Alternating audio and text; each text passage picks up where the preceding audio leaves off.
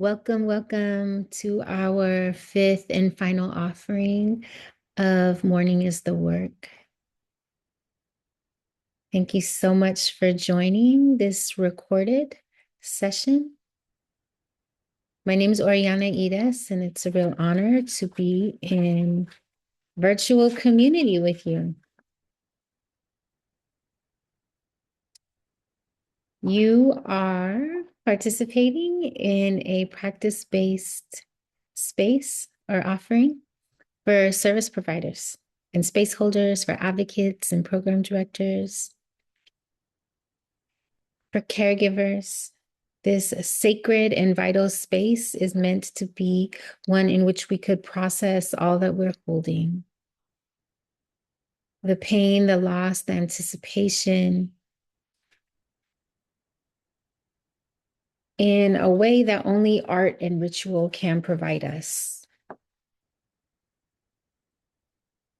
This series, this session, really uplifts the work of many people, of many cultures across the world and across time.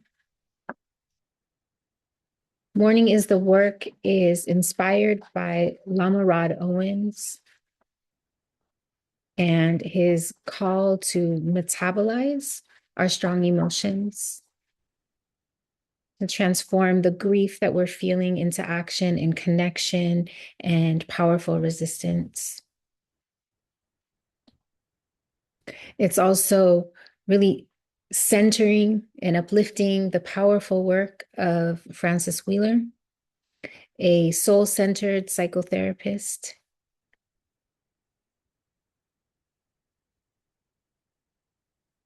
This offering really is rooted in the effort to integrate our grief and our grief work into the fibers of our collective being, as so many cultures and communities have done across time and space. As so many of our practices have been ripped away from us. This is really an effort to reconnect, to reestablish, to remember the ways that have kept us whole and have kept us healing and have kept us present with our ancestor world, with future generations, and with us in right relation to each other. So welcome, welcome. Thank you for joining. I am grateful for all of the energies and intentions and everything that brought you to this space. There's just so many ways we could be using our time and our energy.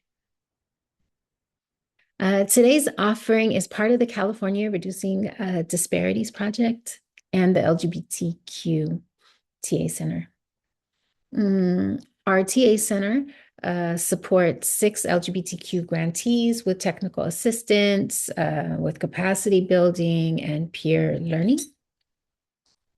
Together, we're implementing and evaluating community-defined programs that support mental health in LGBTQ plus communities in California.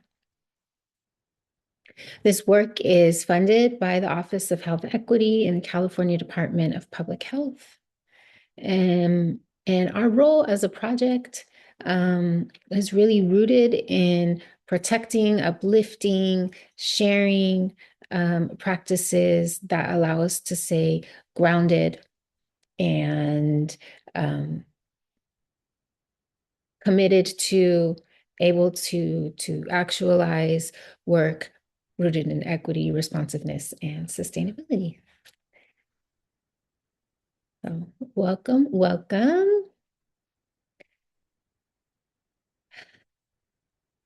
Just want to share that our hope for this series, for the last 5 sessions, and for this session here today is that we are really strengthening through practice, through remembering, through witnessing and sharing with one another, ways that honor and integrate ritual and connection. That supports our ability to navigate and metabolize the strong emotions that come with engaging in really meaningful on the ground care work.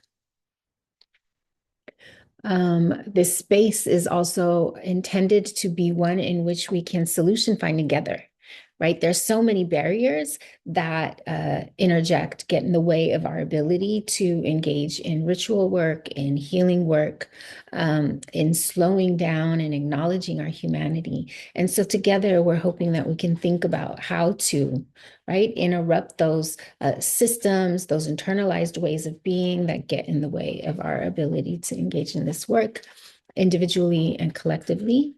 And then the other thing is that this is hoped to be a space in which we can tend to our own nervous systems, and we can drop into a space of creativity so that we can vision together what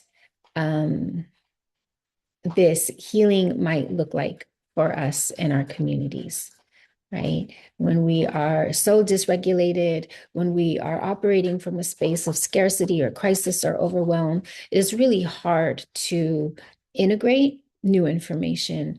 And that it's hard to think about ways of integrating it into our practice. And so hopefully this is a space where we feel a sense of calm and settling so that we can engage in that powerful and very necessary work.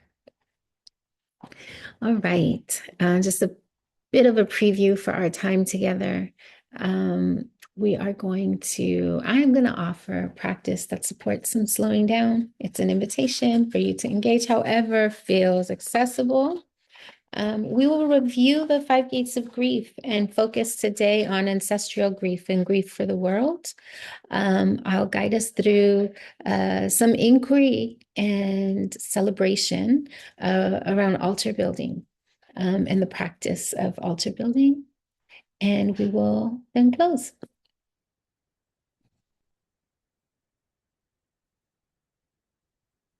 So you may be listening to this recording as you're working or as you're in transit or maybe washing the dishes or going on a walk.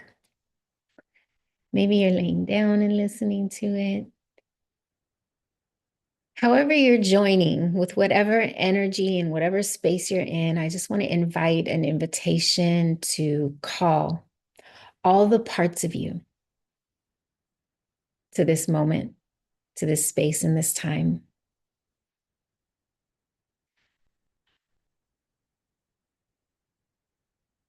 To think about who you are, who you come from, where you reside,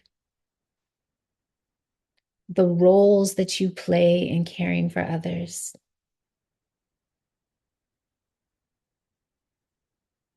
Allow that information to come to you front and center, maybe through feeling, through color, through memory.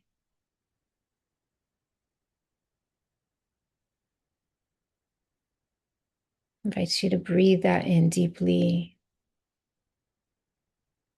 with conviction and pride.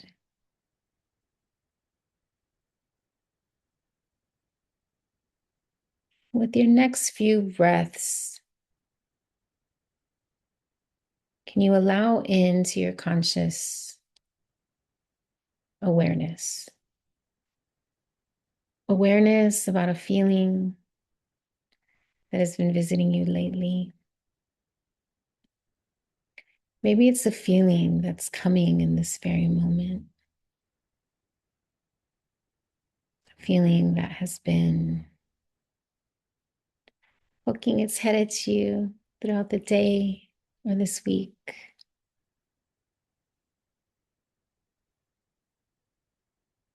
No need to explain or rationalize it.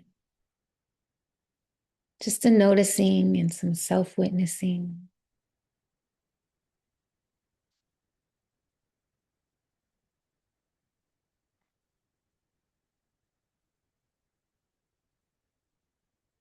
Acknowledge and attune to that feeling, its texture, its shape. its location in your body.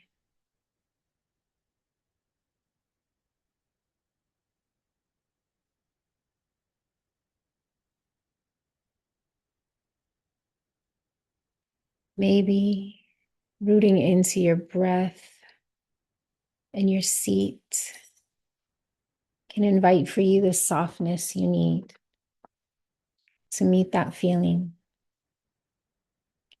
Inviting you to take a full, deep breath. Feeling the sensation of your chest rise and fall. You feel your feet on the ground and the vibration of the earth beneath you. Symbiotic relationship between you and earth.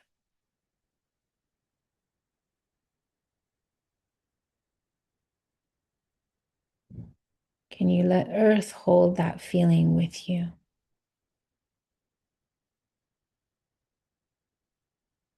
In glory and in heaviness.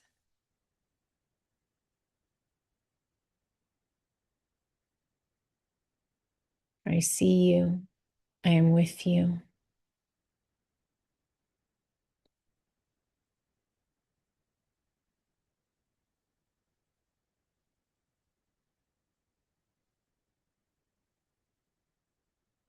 Inviting curiosity and exploration into that feeling.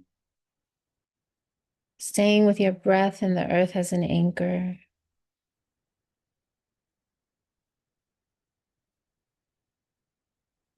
You unclench your jaw.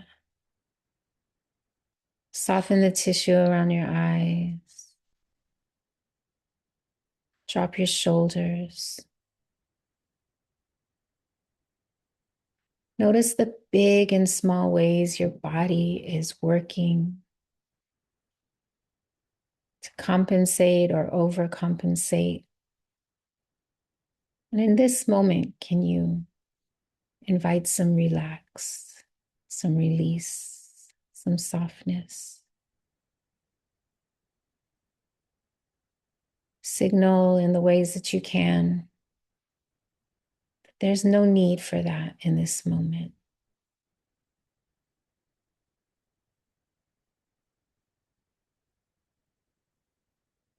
Reminding us of Resma Menakem's wisdom that the body has stories to tell if we're willing to listen. If we're really willing to slow down and hear.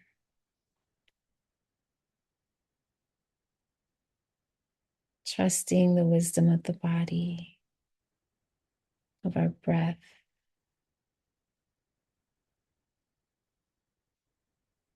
Slowly bringing your attention and your presence back to this moment. What did that feel like to slow down? What information came to you and through you?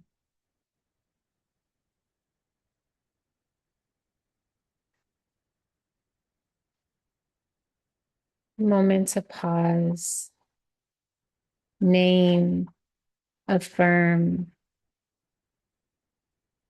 reflect.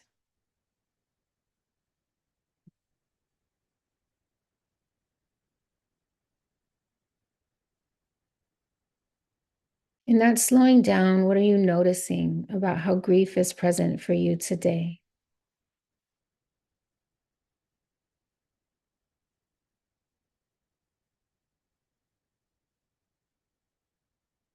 As we prepare to create an altar honoring ancestral grief, can we take a moment to gently check in with all that we're holding, acknowledging that our grief is complex, it's multi-layered, it's old, it's fresh. Honoring something means recognizing its value. What are you sensing moving through you today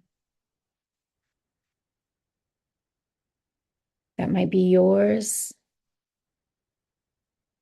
and that might not be yours alone to carry?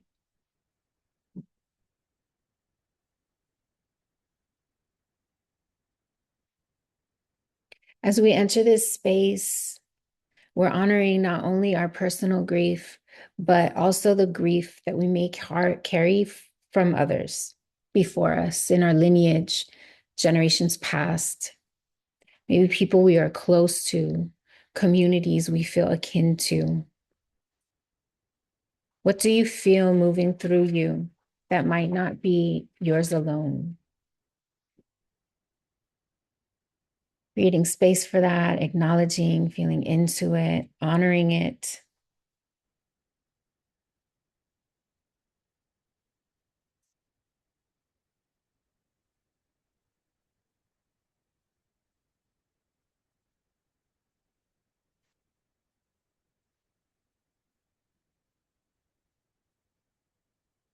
It's hard to make space to do hard work, right? Especially when we don't know what it is we're carrying, especially when we haven't made space or don't have the space to slow down and acknowledge the emotions, the feelings, the memories, the burdens, the joys that are within us. Rachel Raman says that we can become so full of grief that there's no room for the joy. And there's so many things in this world right now that are grief inducing, that are activating our sense of sadness, of despair, of overwhelm, of disconnect, of harm and hurt, right? So thank you for the ways in which you're softening, acknowledging, opening up to what it is you're holding and the shape it's taking within you. We're going to continue to do that. We're going to continue to do that. I want to anchor us in these words by Francis Weller. He speaks to the greats of grief as multiple different pathways, 5 pathways, right? Through which grief enters and moves through us. One of these are articulated as ancestral or collective grief. And that's the grief that we carry that does not originate solely from us in our lifetime. Or our personal experiences, but we may have inherited them, right? Through proximity, through lineage, through culture, through a shared human story. This gate holds the sorrows that have been passed down to us through generations as a result of loss, displacement, violence, conquest, survival, silencing. Like some of this grief may not have like a clear personal origin, which can be confusing, right? It can be hard to sit with when that is the case. Francis Wheeler and others speak of grief as not something to overcome or to fix or like heal from, but as grief is something within us that we all carry, and our work in this lifetime is to be in right relation with it. How do I move with it? How do I honor it again, right? Acknowledge its gifts, its lessons, its teachings, and how do I move with it? As opposed to maybe suppressing it, minimizing it, which inevitably at some point will cause it to absolutely drag us, right? And control us. So yeah, this isn't about having control. This is about being in right relation with it. It supports our personal healing. It supports the healing of our lineage and our collective healing when we can be in right relation with our grief, when we can honor it, when we can hold it, we can make meaning of it, incorporate its wisdom into our daily lives and our relationships. So Francis Wheeler says this. I'd like to anchor us in these words that we find the bodies of forgotten ancestors, ancient remnants of trees and animals, those that have come before and lead us back to where we have come from. This descent is a passage into who we are, creatures of earth. I have come to you. Oh, sorry. I have come to have a deep faith in grief, have come to see the ways its moods call us back to soul. Grieving, by its very nature, confirms worth. I am worth crying over. My losses matter.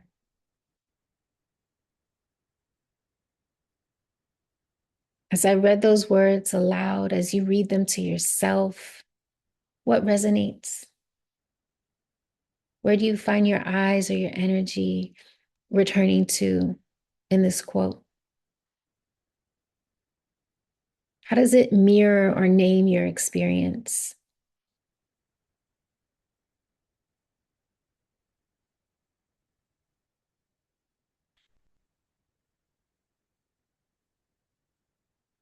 What does it mean for your healing, for our healing?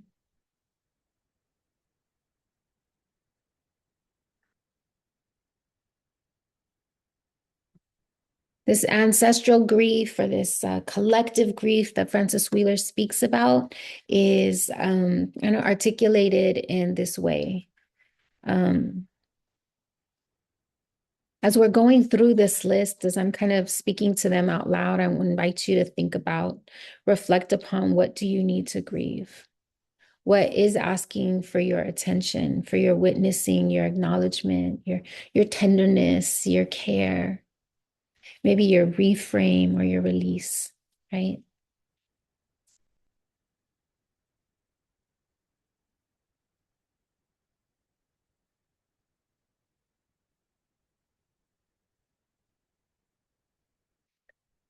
There's so many losses that we never have the space or the language or the resource, the care, the community, right? So many factors to fully name.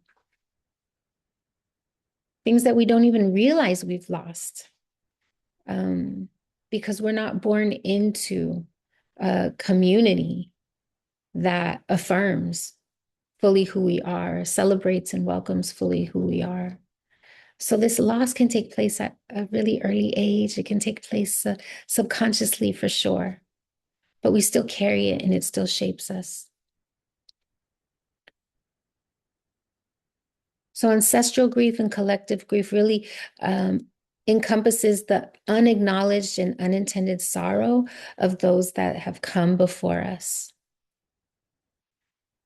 The ways in which our connection to land and language, to ritual, to culture have been severed, violently interrupted, stolen from us.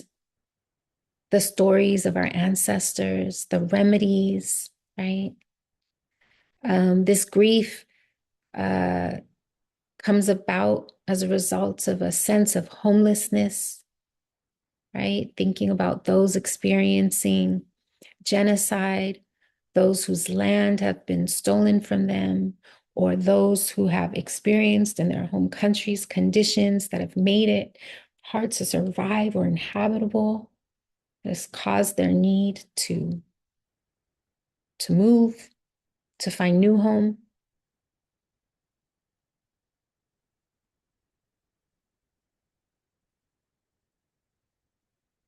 This is also woundedness that really lives in our subconscious and our psyche uh, historically, right? That we pass down subconsciously from one generation to another. And this collective soul grief as a result of the abuse, the oppression, the suffering, the pain inflicted upon others through control, exploitation, colonization.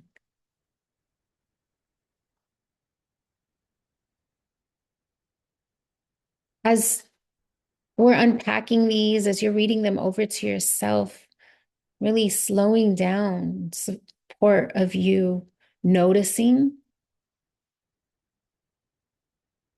what mirrors or affirms or articulates something you might be holding.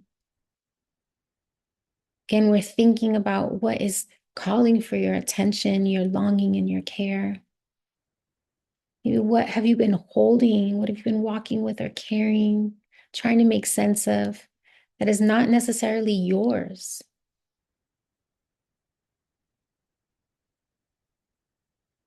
Or yours to carry alone.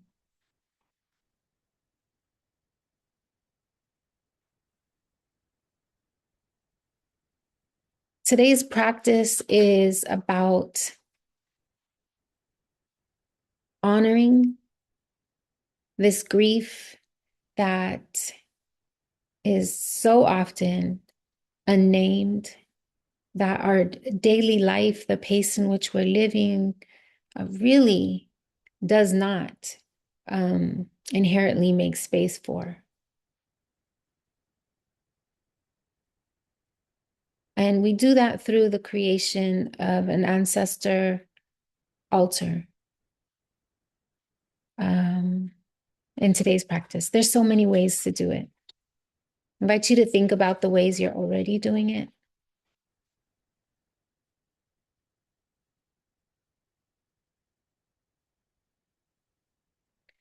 I'm going to share this poem by Maya de Valle. Invite you to listen, to feel her energy, feel her words, to allow your ancestral lineage, recipes, resistance to permeate, come forward, saturate you as you listen.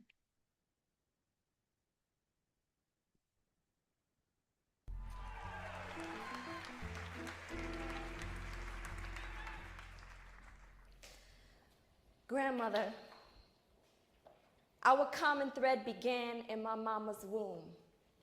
Spun my fetus like a record in her cipher, sampled your stubborn and mixed in her father's posture. Our connection is full circle. Abuela, you bear of children. You seer of spirits. You are truly miraculous. You are the whispers of litanies and white tablecloths. Your melody is captured in the spilled candle wax of my skin. My tongue's a broken needle scratching through the grooves of a lost wisdom, trying to find a faith that beats like yours. What secrets do your bones hold? What pattern does your dust settle into when I beat these drums inside my ribs? What color was the soil of your grandmother's garden? Grandma, how did you pray? Did you store the memory of your creator in strands of hair tucked into scented soap boxes or placentas buried under avocado trees? What reservoir did you pull your faith from? Was it anything like this gumbo, this sancocho, this remix of rituals and chants sampled from muscle memory and spirits that visit my dreams that I struggle to stir into discipline to honor the unseen with these shells, this sage, these rudrashka and rosary beads, these white candles, crystals, statues, this sweet water, honey, rum, and sweet grass. Abuela, how did you pray before someone told you who your God should be? How did you hold the earth in your hands and thank her for its fecundity? Did the sea wash away your sadness? How did you humble yourself before your architect? Did you lower yourself to your knees or rock to the rhythm of ocean waves like I do? Grandma, how did you pray? Some say faith is for the weak or small-minded, but I search for your faith everywhere. Need it to reassemble myself whole from these shards of Chicago ice and island breezes so I can rewrite the songs of your silence and pain, your lonely fists, broken tooth smile, and burdens into a medley of mantras. Wish You could have shown me its shape, but I know it's in every sacred breath, in the shadow of trees that you visit me in the flicker of flames I stare into, searching for what's divine. And I know my body is the instrument my maker uses to rearrange the broken chords of your history into a new symphony for my unborn children's feet to dance to. And I see you, grandmother, gathering with your sister to chant the names of the living and the dead and remind us all that whether gathered in marble temples around a midnight fire or block party speakers, we have always raised our hands to the sky, trying to touch the invisible force that holds these cells together into a fragile mass. Children of different nations, but the same vibration. We be sound to beat, to base, to bone, to flesh. We be sound to beat, to base, to bone, to flesh. We are all truly miraculous.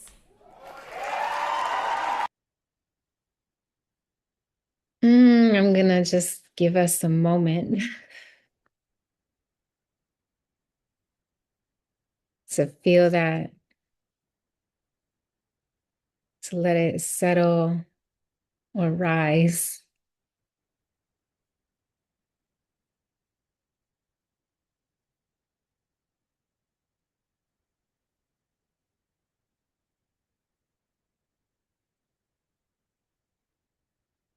What feelings are coming up for you right now? What words, what energy still feels present?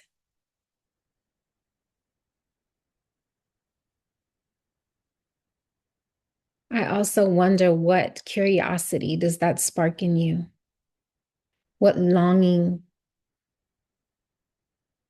what aspiration?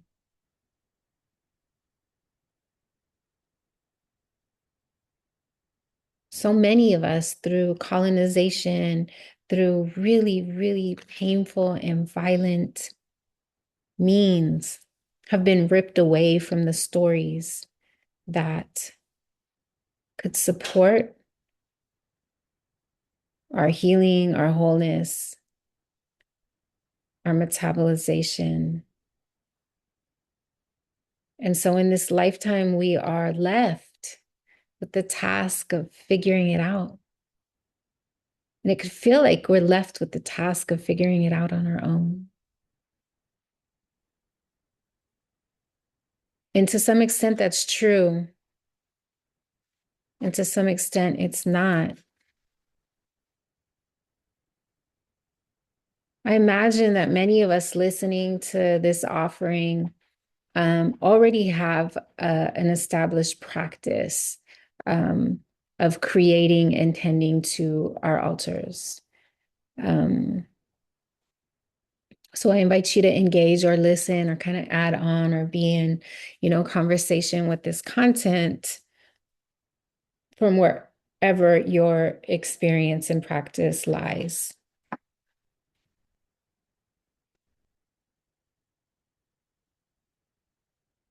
The altar that we're creating, that my invitation is for us to create, is not just a living space, a physical space. Sorry, it is a living space.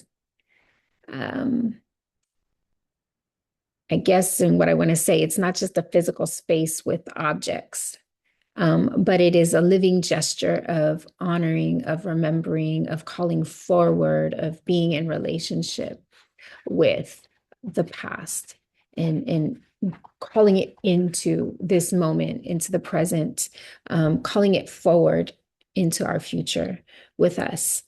And that's especially important when we feel like we're alone or when we feel unsure about a path to take, right? We're confronted right now in this moment collectively with so many choices around how we use our energy, around how we build relationship, around how we resist. And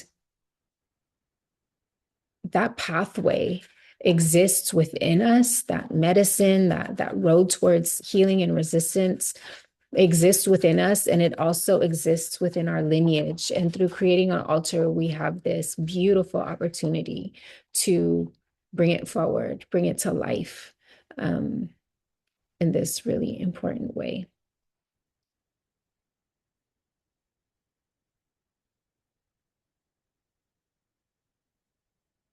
So as we're thinking about an altar specifically, there can be altars for so many things, and many of us probably have altars for our child self or for the love we desire. But an ancestor altar and an altar for our collective grief invites us to think about again, what am I carrying that may not be mine alone?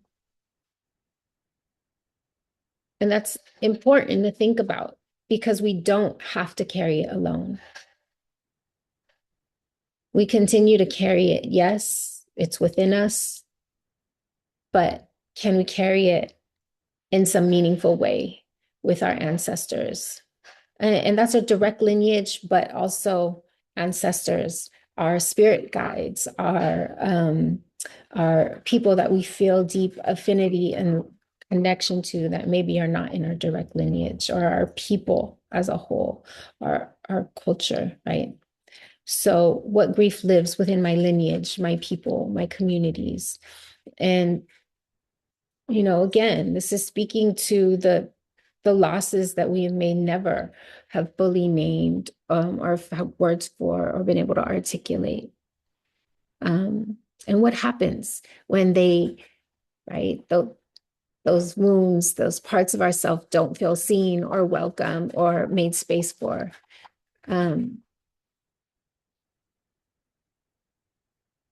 It is a vital part of our healing to see, honor, make space for all parts of who we are and what we're carrying, right? So think about what you might contribute to this altar. What objects, what symbols, pictures might go there, thinking about adding the elements, water, fire, earth. Whose names can you put on the altar? Thinking about what was lost, what was endured, what continues to live or take space in a welcome way and in a way that feels hard, right?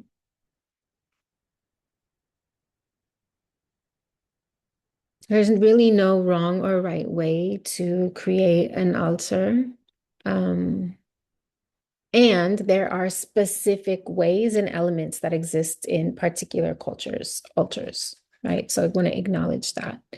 And again, thinking about this is a real effort to stay in relationship with, to continue to give to honor and receive.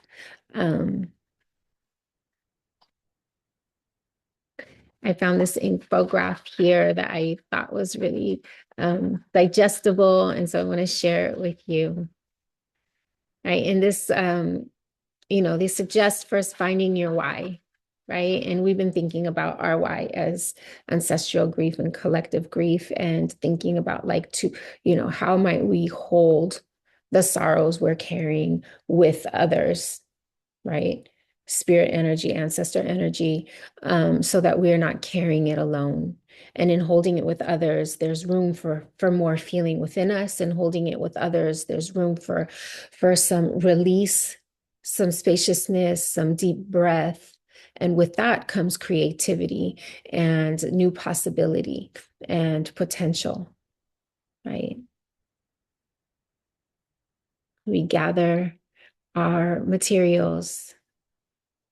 And I think the third one is really important. And for me, in my experience with altars, and an area in which I want to deeply grow, is how I tend to my altar. How do I create ritual around it so that it is live and alive? It's not something in the corner collecting dust, but how am I in daily relationship with my altar?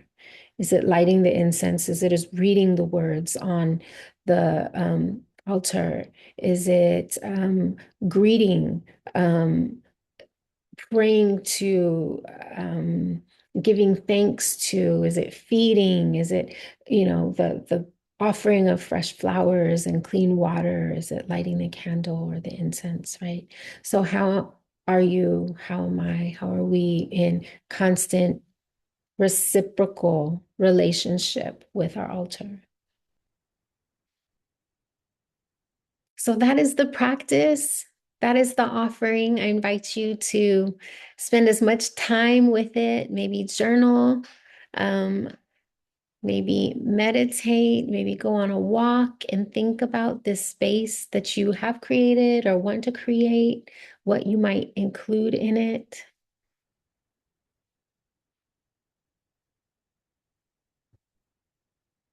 And in closing, share a few more words by Francis Weller, and maybe an invitation again to find some comfort in your seat, in your body. You root your feet into the ground, the earth. You place your hand in your heart center. What felt different this time was the interior experience of the grief and despair. It was not centered on personal losses, my history, wounds, losses, failures, and disappointments. It was arising from the greater pulse of the earth itself, winding its way through sidewalks and grocery lists, traffic snarls, and utility bills.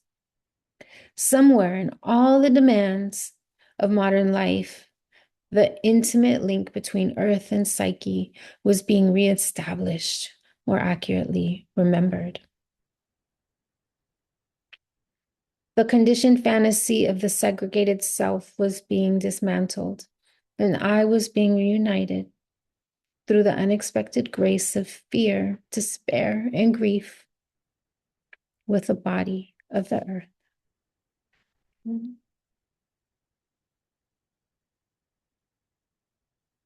Thank you so much for all of the energy, the softness, the release you allowed to enter your being.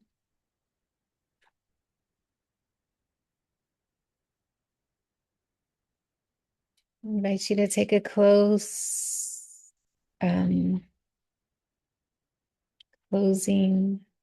slow, deep, cleansing breath.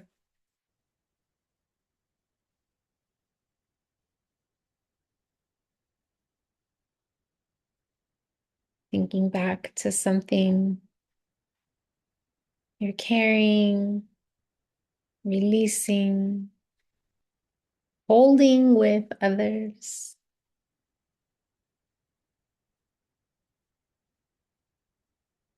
Thank you so much. I invite you to move slowly, if possible, into the next portion of your day. Wishing you tremendous wellness and ease. Thank you.